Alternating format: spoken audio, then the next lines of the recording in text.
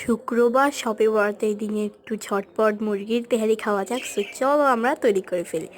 সরিষার তেলে পেঁয়াজ কুচি 2 কাপ দেওয়ার পর সেটা একটু ভেজে নিবা হালকা করে। তারপর গরম মশলা দিয়ে দিবা। গরম মশলা দিয়ে একটু নেড়ে চেড়ে মুরগির মাংস তোমাদের পছন্দ মতো কেজি দিয়ে দিবা, যত ইচ্ছা তত দিবা।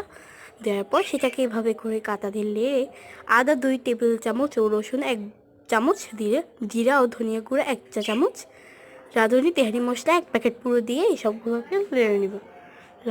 এগুলো লাড়ার পর একটু 1 চামচ 2 চামচ মানে কাঁটাটাকে ঘষে পানি দিয়ে লবণ স্বাদ মতো দিয়ে দিবা। তোমাদের ইচ্ছে মতো 7 কাপ পানি দিয়ে দিবা, একটু বেশি 7 কাপ পানি।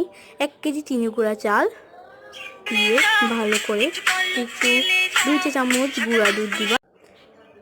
তারপর 2 চা চামচ গুঁড়া দুধ দেওয়ার পর সবগুলোকে একটু একসাথে নেড়ে মিডিয়াম আছে দমে 30 মিনিট রাখবো। তারপরে হয়ে যাবে আমাদের এত সুন্দর মুরগির তেহারি। সবাইকে ধন্যবাদ।